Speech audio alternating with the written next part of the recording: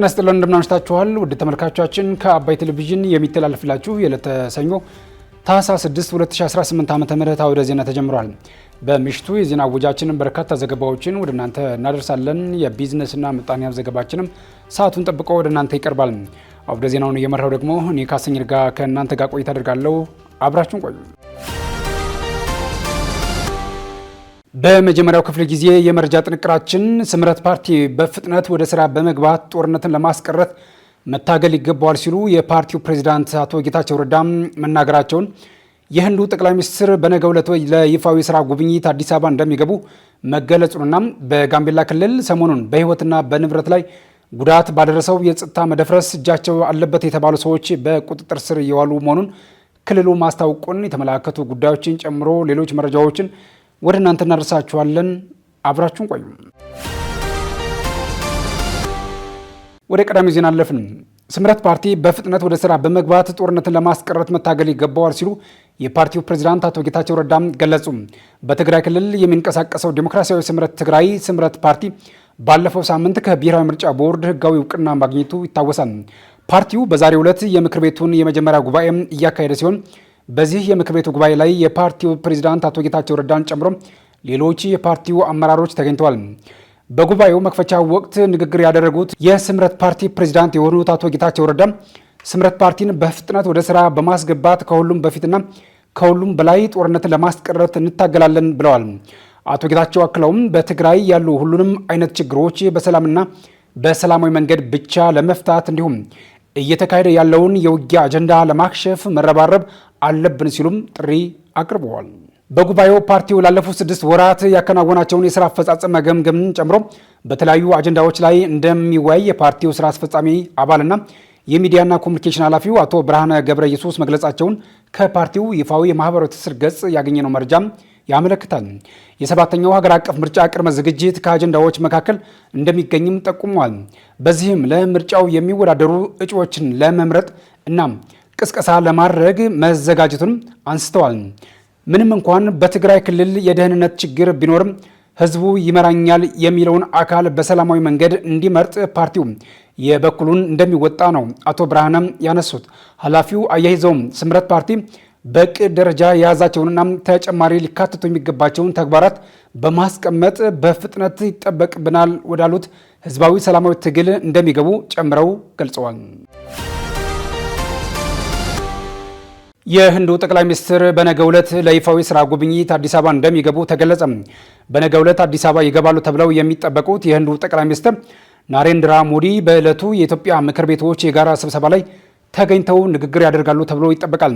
ህንድ በመጪው የፈረንጆቹ 2026 የብሪክስ ጉባኤን በሊቀመንበርነት ለመምራት በዝግጅት ላይ ባለችበት ወቅት የሀገሪቱ ጠቅላይ ሚኒስትር ናሬንድራ ሞዲ ለመጀመሪያ ጊዜ በኢትዮጵያ ታሪካዊ የተባለለትን ይፋዊ ጉብኝት ከታህሳስ 7 እስከ 8 2018 ዓ.ም ድረስ እንደሚያደርጉ የኤዥያ ኒውስ ኢንተርናሽናል በዘገባው አጋርቷል።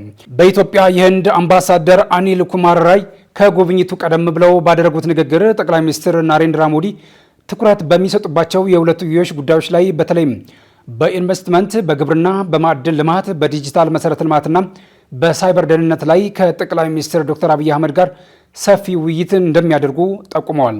ህንድ በኢትዮጵያ የኃይል አቅርቦትን ለማስፋትና የድህነት ቅነሳ ተነሳሽነቶችን ለመደገፍ በማለም ቀጠናዊ የፀሐይ ኃይል ትስስርን ጨምሮም በተባበሩት መንግስታት የፀሐይ ኃይል ጥምረት ስር በርካታ ፕሮጀክቶችን ለመጀመር ማቀዷ ተገልጿል። ኢትዮጵያና ህንድ በአሁኑ ወቅት የብሪክስ አባል ሀገራት ሲሆኑ በነገው ዕለትም የሚጠበቀው የጠቅላይ ሚኒስትሩ ጉብኝት ለረጅም ጊዜ ዘግይቶ የነበረውን 4ኛውን የህንድ አፍሪካ የመሪዎች ጉባኤ እንዲያንሰራራ ያደርገዋል ተብሏል። ቀደም ሲል ሁለቱ መሪዎች በአውሮፓውያኑ አቆጣጠር በ2023 በጆሃንስበርግ በተካሄደው የብሪክስ ጉባኤ ላይ ባደረጉት ውይይት በንግድ፣ በኢንቨስትመንት፣ በግብርና፣ በመከላከያ፣ በመረጃ ቴክኖሎጂና በህዝብ ለህዝብ ግንኙነት ዙሪያ ትብብርን ለማጠናከር መወያየታቸውም አይዘነጋም። በጋምቤላ ክልል ሰሞኑን በህይወትና በንብረት ላይ ጉዳት ባደረሰው የጸጥታ መደፍረስ እጃቸው አለበት የተባሉ ሰዎች በቁጥጥር ስር እየዋሉ መሆኑን ክልሉ አስታወቀም። በጋምቤላ ክልል ከሰሞኑ ተፈጥሮ የነበረውን የጸጥታ ችግርና በወቅታዊ የክልሉ ሰላም ዙሪያ በየደረጃው የሚገኙ አመራሮች ውይይት ማካሄዳቸውን ቀጥለዋል። የክልሉ ርዕሰ መስተዳድር ወይዘሮ አለሚቱ ኡመድ ከቀናት በፊት በተካሄደው መድረክ ባስተላለፉት መልእክት ሰሞኑን በክልሉ በተለያዩ አካባቢዎች ተፈጥሮ በነበረው ግጭት በህይወትና በንብረት ላይ በደረሰው ጉዳት ጥልቅ ሐዘን እንደተሰማቸው ገልጸዋል። ከተፈጠረው የጸጥታ ችግር ጋር በተያያዘ እጃቸው አለበት የተባሉ ግለሰቦችን በህግ ቁጥጥር ስር የማዋል ስራ ይቀጥላል ሲሉም አስታውቀዋል። በክልሉ በሁሉም መስኮች የመጣውን ለውጥ ወደ ኋላ ለመመለስ የሚጥሩ ኃይሎች በጋራ እንዲታገሉ ርዕሰ መስተዳድሩ ጥቆማ ሰጥተዋል። አመራሩ የአመለካከትና የተግባር አንድነቱን በማጠናከር ጸረ ሰላም ኃይሎችን በመዋጋት ሰላሙን ዘላቂ በማድረግ የተጣለበትን ኃላፊነት ሊወጣ ይገባል ሲሉ ርዕሰ መስተዳድሯ ወይዘሮ አለሚቱ ኡመድ አሳስበዋል። የክልሉ ምክትል ርዕሰ መስተዳድር ዶክተር ጋቱሎክ ሮን በበኩላቸው በህዝቦች መካከል ልዩነት በመፍጠር በሰውና በንብረት ላይ ጉዳት የሚያደርሱ አካላትን ስርዓት በማስያዝ የክልሉን ሰላም ለማረጋገጥ በትኩረት መስራት ይገባል ሲሉም በመድረኩ ላይ ተናግረዋል። ወንጀለኞች ከህዝብ እይታ የተሰወሩ ባለመሆኑም ህብረተሰቡ ወንጀለኞችን በማጋለጥ ሰላምና ጸጥታውን ለማረጋገጥ ግንባር ቀደም ተሳታፊ እንዲሆንም መጠየቃቸውን ተገልጿል። የክልሉ መንግስትም አጥፊዎችን በህግ ተጠያቂ እንዲሆኑ እየሰራ መሆኑን ጠቁመው በቀጣይም ተጠናክሮ ይቀጥላል ሲሉ ማሳሰባቸውን ከክልሉ መንግስት ኮሚኒኬሽን ያገኘነው መረጃም ያመለክታል። የጋምቤላ ክልል መንግስት ከሰሞኑ በክልሉ እየተስተዋሉ ያሉትን የጸጥታ ችግሮች ለመቅረፍ ክልል አቀፍ የሰዓት ገደብ እላፊ መጣሉ ይታወሳል። የተወዳጁ ተመልካቾቻችን እየተከታተላችሁ ያላችሁት ከአባይ ቴሌቪዥን የአውደ ዜና የመረጃ ሰዓታችን አሁንም እንደቀጠለ ነው። ወደ ሁለተኛው ዙር ጥንቅራችን ስናልፍ ደግሞ የኢትዮጵያ ሎተሪ አገልግሎት ከዛሬ ጀምሮ የሁሉንም የስፖርት ውርርድ ድርጅቶችን የስራ ፈቃድ መሰረዙን ማስታወቁና የዩክሬኑ ፕሬዝዳንት ቮሎዲሚር ዜሌንስኪ ለሰላም ሲባል ዩክሬን የኔቶ አባልነት ጥያቄዋን ትተዋለች ሲሉ መናገራቸውን የተመላከቱ መረጃዎችን ጨምሮ ሌሎች ዜናዎችን ራቢያ ክድር ይዛለች። ተከታተለን መለስ። በድጋሚ አብራችሁን ቆዩ። በአማራ ክልል ያለፉት ዓመታት የጸጥታ ችግር የደረሰው የንብረት ውድመትና ኪሳራ ከሰሜን ኢትዮጵያ ጦርነት እንደማይተናነስ የአማራ ክልል ምክትል ርዕሰ መስተዳድር ተናገሩ። የአማራ ክልል ከፍተኛ ባለስልጣናት በክልሉ የተለያዩ አካባቢዎች በተለይም በወረዳ ከተሞች ከመንግስት የስራ ኃላፊዎች እንዲሁም ከነዋሪዎች ተወካዮች ጋር የሚያደርጓቸው ውይይቶች ቀጥለዋል። የክልሉ ከፍተኛ የስራ ኃላፊዎች በሳምንቱ መጨረሻ ቀናት በምዕራብ ጎጃም ዞን በየደረጃው ከሚገኙ የመንግስት የስራ ኃላፊዎች ጋር ተወያይተዋል።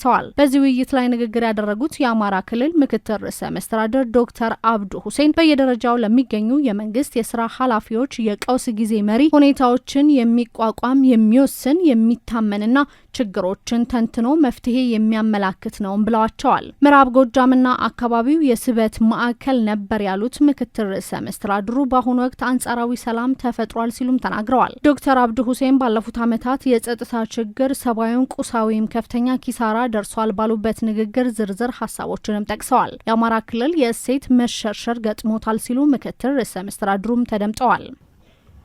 የሰው ህይወት ተቀጥፏል። ከዛም ከዚህም በሰው ህይወት መቀጠፍ ውስጥ ታማኝነት አልነበረም፣ መካካድ ነበረ። ለሀገር በቀል የግጭት መፍቻ መንገዶች እውቅና ነፍገናል። እውቅና መንፈግ ብቻ ሳይሆን በአደባባይ ያዋርደናቸዋል። ሽማግሌን አንበርክከን ገርፈናል። ሽማግሌን ገለናል። የሃይማኖት አባትን አንበርክከን ገርፈናል። የሃይማኖት አባትን አስረን ገንዘብ ተቀብለናል። ዘቅዝገንም ገለናል። ለሽምግልና የሄደን ቄስ ለበቀል ብለን አይኑ እያየ ሚስቱን በመድፈር ክህነቱን አዋርደናል። የሰማይ ቤት ጉዞውን አቃለናል። ይሄ ነው አንዱ እንደ አማራ ክልል የደረሰብን የእሴት መሸርሸር።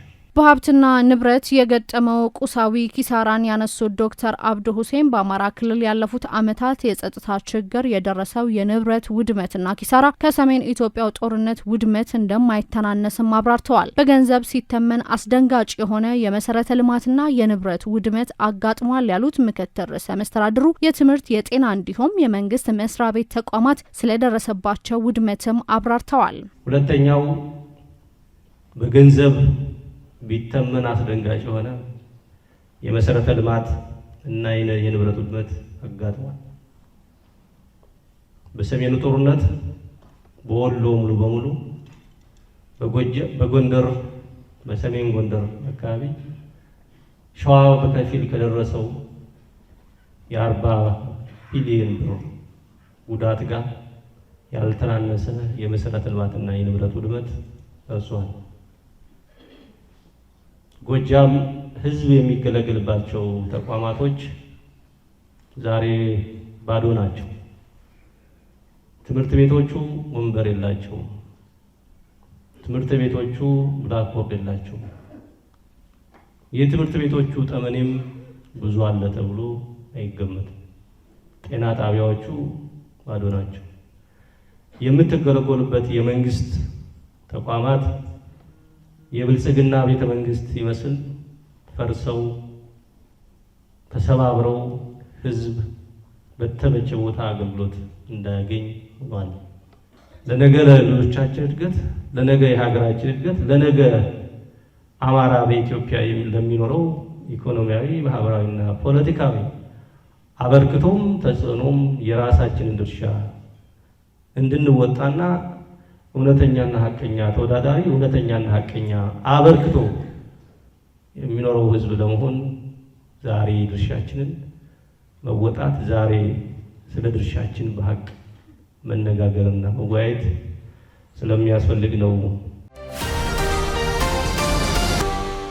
የኢትዮጵያ ሎተሪ አገልግሎት ከዛሬ ጀምሮ የሁሉንም የስፖርት ውድድር ውርርድ ድርጅቶችን የስራ ፍቃድ ሰረዘ። የኢትዮጵያ ሎተሪ አገልግሎት ከፌዴራላዊ ዴሞክራሲያዊ ሪፐብሊክ መንግስት በተሰጠው መመሪያዎች እንዲሁም ለኢትዮጵያ ሎተሪ አገልግሎት በህግ በተሰጠው የቁጥጥር ስልጣን መሰረት የሁሉም የስፖርት ውድድር ውርርድ ድርጅቶች ከዛሬ ጀምሮ የስራ ፍቃዶች መሰረዙን አስታውቋል። አገልግሎቱ የፍቃድ ስረዛውን አስመልክቶ ባወጣው መግለጫ የህዝብን ጥቅም ማስከበር የተወሰደ እርምጃ ነው ያለ ሲሆን ውሳኔው በስራ ላይ ባሉትና ቀደም ሲል በይፋ በታገዱት በሁሉም የውርርድ ድርጅቶች በእኩልነት ተፈጻሚ ይሆናልም ተብሏል። የፍቃድ ስረዛ ውሳኔው የተወሰደው በውርርድና በፋይናንስ ዘርፍ ላይ በተካሄደ አገር አቀፍ ጥልቅ ግምገማ ላይ በመመስረት መሆኑን ተጠቁሟል። በዘርፉ ውስጥ የተንሰራፋውን ህገወጥ አሰራር፣ የፍቃድ ውል ጥሰትና ለብሔራዊ ደህንነት ስጋት የሚሆኑ ህገወጥ የገንዘብ ዝውውሮች እንዳሉ በግልጽ አመላክቷል ነው የተባለው።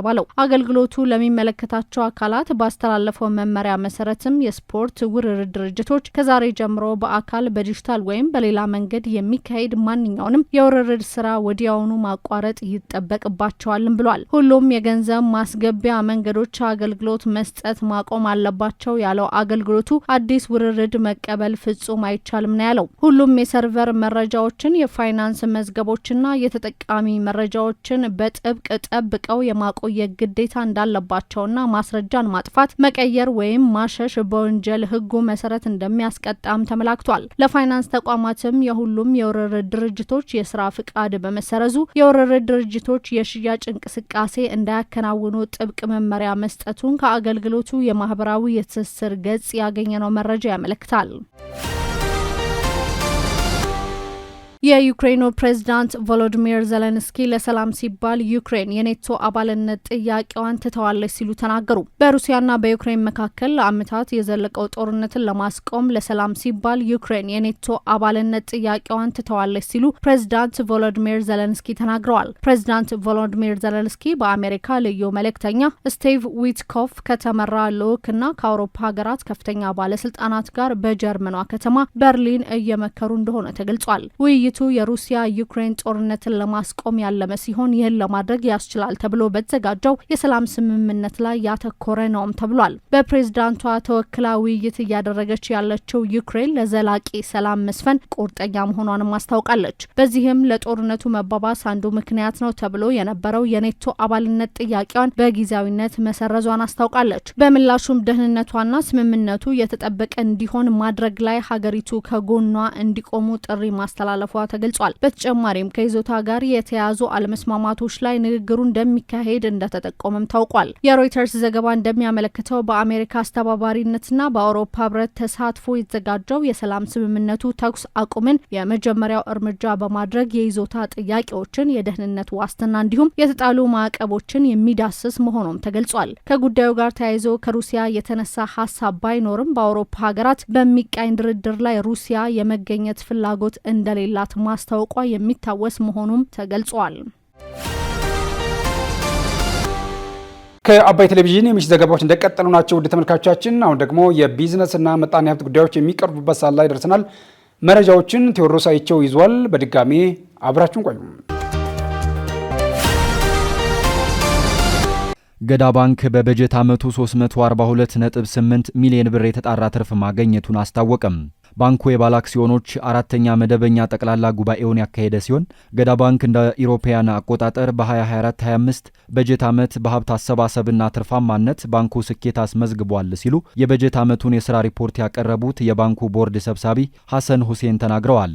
ወጪን የመቆጠብ አዎንታዊ ባህሉን በማሳደግ በአስቸጋሪ ጊዜ ውስጥም ሆኖ ትርፋማነቱ ማደጉን ገልጸዋል። ባንኩ በበጀት ዓመቱ ከታክስ በፊት 448 ሚሊዮን ብር ትርፍ ማግኘቱ የተገለጸ ሲሆን አጠቃላይ የተጣራ ትርፉም 342.8 ሚሊዮን ብር ደርሷል ተብሏል። በዚህም የአንድ አክሲዮን የተጣራ የትርፍ ክፍፍል ዋጋ 132.4 ብር መሆኑ ተገልጿል። የባንኩ ተቀማጭ ገንዘብ 7.8 ቢሊዮን ብር የደረሰ ሲሆን አጠቃላይ የደንበኞቹ ብዛት ከ575 ሺህ በላይ መሆኑም ተነግሯል።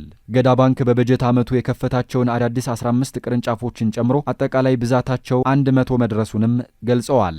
የባንኩ አጠቃላይ ዓመታዊ ገቢ 1.6 ቢሊዮን ብር መድረሱ የተገለጸ ሲሆን ካፒታሉ ደግሞ 1.3 ቢሊዮን ብር ደርሷል ተብሏል። የባንኩ አጠቃላይ ሀብትም ከ10 ቢሊዮን ብር በላይ መድረሱ ተገልጿል። የተቀላጠፈ አገልግሎትን ለደንበኞቹ ለመስጠት የሚያስችል ስትራቴጂን በማልማት የዲጂታል ዘርፉ ላይ በትኩረት እየሰራ መሆኑንም የቦርዱ ሰብሳቢ ገልጸዋል። በዲጂታል ባንኪንግ በበጀት ዓመቱ የ4.33 ቢሊዮን ብር ዝውውር ማድረጉንና ባንኩ በአጠቃላይ የሞባይል ባንኪንግ ደንበኞቹንም 114695 አድርሷል ተብሏል። ስስ የፕላስቲክ ከረጢት ወይም ፌስታል መጠቀምን የሚከለክለው አዋጅ ከጥር 23 ጀምሮ እንደሚተገበር ተገለጸም። የኢትዮጵያ አካባቢ ጥበቃ ባለስልጣን ከጥር 23 ቀን 2018 ዓ.ም ጀምሮ የፕላስቲክ ምርቶችን ማምረትም ሆነ መጠቀም ክልክል መሆኑንና እርምጃ መውሰድ እንደሚጀምር መግለጹን ሪፖርተር ዘግቧል። የባለስልጣኑ የጽህፈት ቤት ኃላፊና ኮሚኒኬሽን ስራ አስፈጻሚ አቶ ተሾመ አቡኔ አዋጅ ከመውጣቱ በፊት ሀገር ውስጥ በተመረተ ወደ ሀገር ውስጥ በገባ ለመግባት በሂደት ላይ ባለ ለአንድ ጊዜ ብቻ ጥቅም ላይ የሚውል ፕላስቲክ የተሰጠው የእፎይታ ጊዜ ለ6 ወራት ብቻ መሆኑን ጠቅሰው አዋጁም ከጥር 23 በኋላ እንደሚያበቃ ተናግረዋል። ከጥር 23 ቀን 2018 ዓ.ም በኋላ ማንኛውም ሰው አንድ ጊዜ ብቻ ጥቅም ላይ የሚውል የፕላስቲክ ፌስታል ይዞ ከተገኘ ከ2 እስከ 5 ሺህ ብር እንዲቀጣ በአዋጁ መደንገጉን አቶ ተሾመ ገልጸዋል። የፕላስቲክ ከረጢት ያመረተ ወይም ወደ ሀገር ውስጥ ያስገባ፣ ለገበያ ያቀረበ ወይም የሸጠ፣ ለንግድ ዓላማ ያከማቸ ወይም ይዞ የተገኘ ተቋም ደግሞ ከ50 ሺህ ብር በማያንስና ከ200 ሺህ ብር በማይበልጥ የገንዘብ መቀጮና ከ5 ዓመት በማይበልጥ ጽኑ እስራት እንዲቀጣ በአዋጁ ተጠቅሷል። የኢትዮጵያ ፕላስቲክና ጎማ አምራቾች ማህበር አባልና አዋጁን በተመለከተ የተዋቀረው ኮሚቴ አስተባባሪ አቶ በረከት ገብረ ሕይወት ለፕላስቲክ ከረጢቶች አማራጭ የተሰጠው የማሻሻያ ጊዜ በቂ አይደለም ብለዋል። በሚሊዮን ዶላሮች ወጪ የተደረገባቸው መሳሪያዎችን በሺዎች የሚቆጠሩ አምራቾችና በመቶ ሺዎች የሚቆጠሩ በዘርፉ ውስጥ ያሉ ሰራተኞችን ታሳቢ ያላደረገ መሆኑን አክለዋል። በዘርፉ የተሰማሩ ኩባንያዎችን ወደ ሌላ ዘርፍ እንዲሰማሩ እንደሚያደርግም ታሳቢ ተደርጎ ጊዜው መራዘም አለበት ብለዋል። የኢትዮጵያ ልማት ባንክ አዲስ ፕሬዝዳንትና የዳይሬክተሮች ቦርድ ሰብሳቢ ተሾመለት። ዶክተር ኢሳያስ ካሳ የኢትዮጵያ ልማት ባንክ ፕሬዝዳንት በመሆን ሲሾሙ ዶክተር ብሩክ ታዬ አዲሱ የዳይሬክተሮች ቦርድ ሰብሳቢ ሆነው መሾማቸው ተገልጿል። መንግስታዊው የኢትዮጵያ ልማት ባንክ ዶክተር ኢሳያስ ካሳ የባንኩ ፕሬዝዳንት ሆነው መሾማቸውን ያስታወቀ ሲሆን የኢትዮጵያ ካፒታል ገበያ ባለስልጣን ምክትል ዋና ዳይሬክተር የነበሩት ዶክተር ብሩክ ታዬ ለ1 ዓመት የባንኩ ፕሬዝዳንት በነበሩት ዶክተር እመቤት መለሰ ምትክ መሾማቸው ነው የተገለጸው። በተጨማሪም የኢትዮጵያ ኢንቨስትመንት ሆልዲንግስ ዋና ስራ አስፈጻሚ የሆኑት ዶክተር ብሩክ ታዬ የኢትዮጵያ ልማት ባንክ ሰራተኞች የዳይሬክተሮች ቦርድ ሰብሳቢ በመሆን መሾማቸውን ባንኩ ገልጿል። የኢትዮጵያ ልማት ባንክ በቦርድ አባልነት ደግሞ ዶክተር ሶፊያ ካሳ፣ ስዩም መኮንን፣ ዶክተር ሳሙኤል ክፍሌ፣ አቶ ሀቢብ መሐመድ፣ ረዳት ፕሮፌሰር ማርታ በለጠና ዶክተር ጥላሁን እስማኤል መመረጣቸውን በመግለጽ ለሁሉም ተሿሚዎች መልካም የሥራ ዘመን ተመኝቷል። ባንኩን በ4 ዓመታት በፕሬዝዳንትነት የመሩት ዶክተር ዮሐንስ አያሌው በግል ምክንያት ከኃላፊነታቸው መልቀቃቸውን ተከትሎ ዶክተር እመቤት መለሰ ከጥቅምት 1 ቀን 2017 ዓ.ም ፕሬዝዳንት ሆነው ሲያገለግሉ ቆይተዋል። ስትከታተሉት የነበረው የዕለተ ሰኞ ታኅሳስ 6 2018 ዓ.ም ከአባይ ቴሌቪዥን የአውደ ዜና የመረጃ ጥንቅራችን ይህንን ይመስል ነበር። አብራችሁን ስለነበራችሁ ምስጋናችን ከልብ ነው። በያላችሁበት መልካም ምሽት።